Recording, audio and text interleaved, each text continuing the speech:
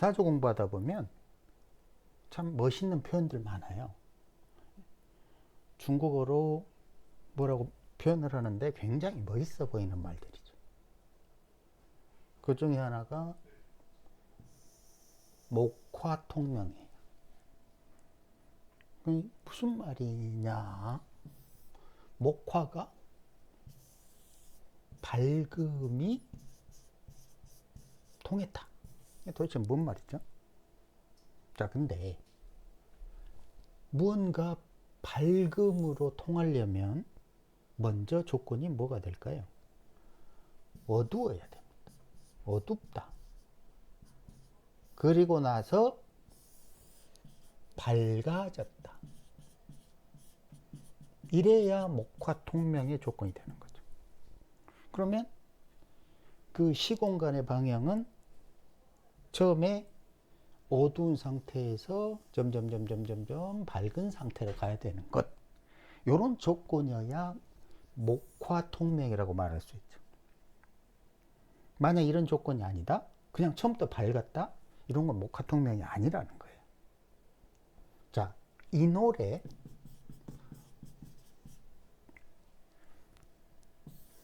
지장간 안에 병화가 있죠. 그리고 그 공간은 겨울입니다. 봄이 아니고 겨울이죠.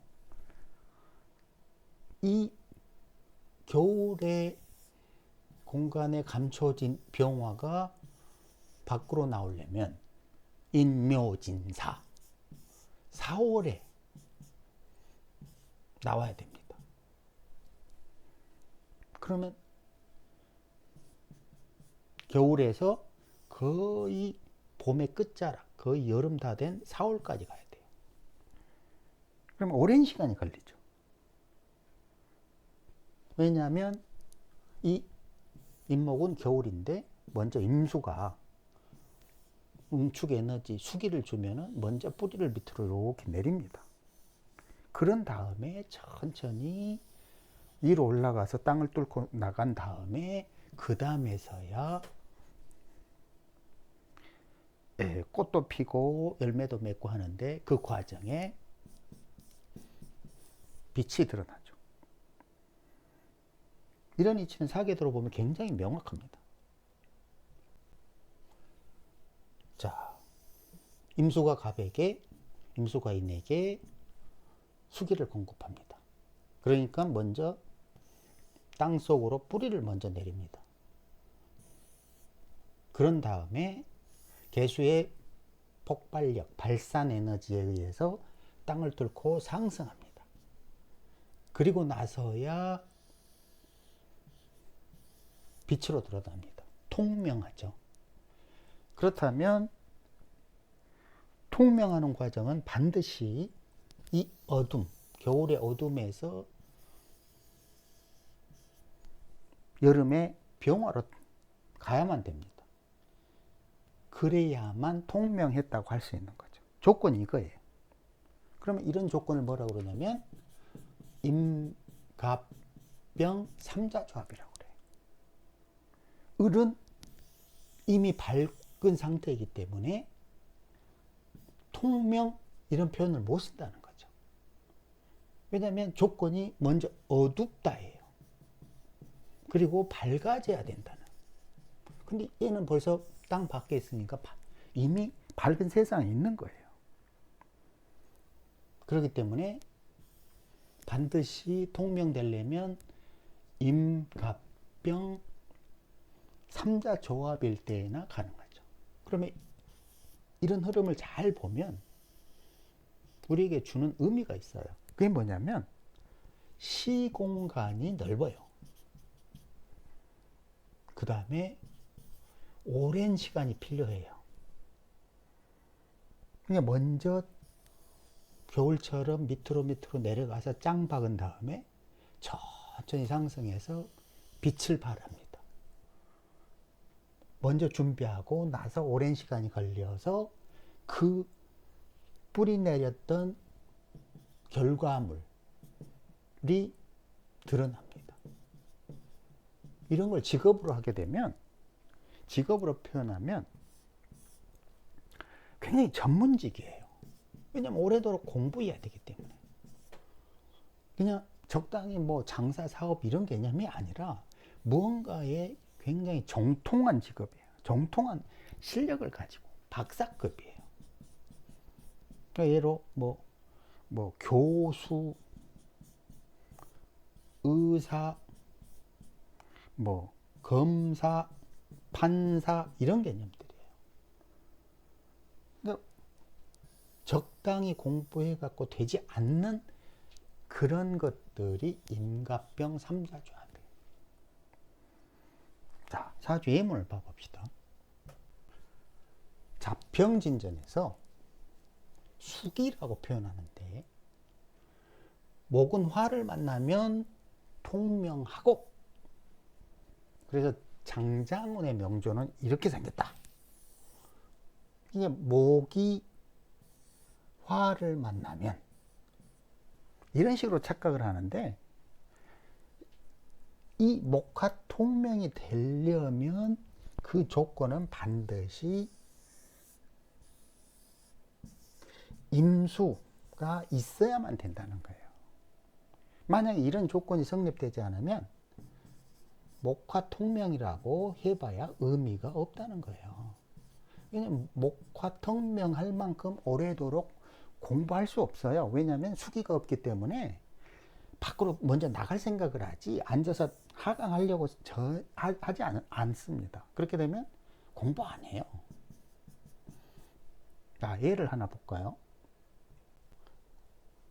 적천수 천미에 지명장에 나오는 사주예문이에요. 이 사람이 독서하면 영예롭게 될 것이라고 해서 공부를 열심히 했는데 30 넘도록 합격도 못하고 재물만 탕진했다. 그래서 경영으로 나가서 병호운에 뭐 병인 경금을 없애서 어쩌고 저쩌고 하는데, 자, 이 사주는 학업을 이루지 못한 거죠. 왜냐하면 여기에 뭔가 통명할 수 있는 조건, 요 병화가 없어요. 근데 경오로 있습니다. 이건 뭐냐면 사계도에서 보면 병경으로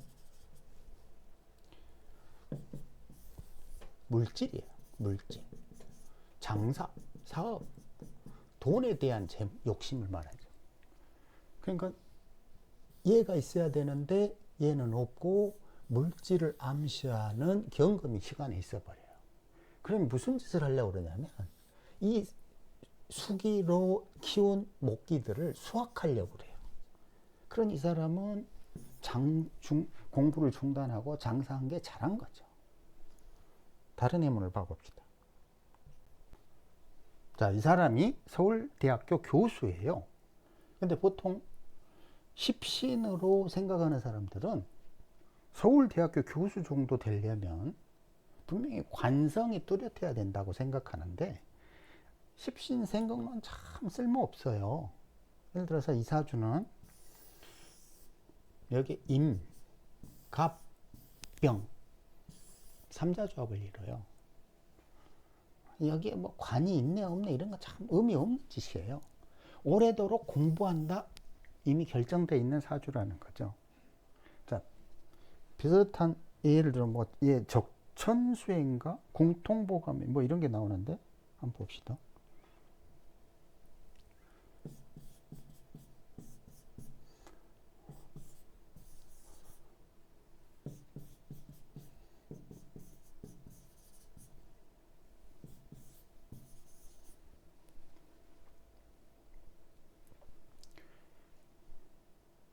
이 사주는 뭐가 없죠? 임수가 없어요. 그러니 부자였으나 귀하지는 않았다. 뭐 공부할 리가 없죠. 얘가 갑에게 뿌리 내림을 명령하고 먼저 뿌리 내린 다음에 이 정화를 볼 게 아니라 병화를 봐야 돼요. 이건 단타예요. 이건 기술자예요. 기술자. 얘는 기술자가 될 수가 없어요. 전문직인데 굉장히 오랜 시간을 필요로 하기 때문에 이러면 즉흥적으로, 갑정은 즉흥적으로 이 정화를 짧은 시간 내에 활용할 수 있는 거죠. 자, 이 사주를 보세요. 임, 갑, 병, 이런 식으로 돼 있어요. 근데 뭐가 없죠? 금이 없어요. 즉, 무언가 병경 조합으로 물질을 추구하는 그런 성질의 것이 아니라 임수로 먼저 뿌리를 내리고 그 뿌리에서 천천히 장기간에 걸쳐서 빛을 향해서 가는 것을 목화통명이라고 그래요. 그러니 이런 것들은 금방 돈을 벌려고 하는 그런 행위가 아니라 오랫동안 학업에 전념해서 남들이 따라오지 못할 정도의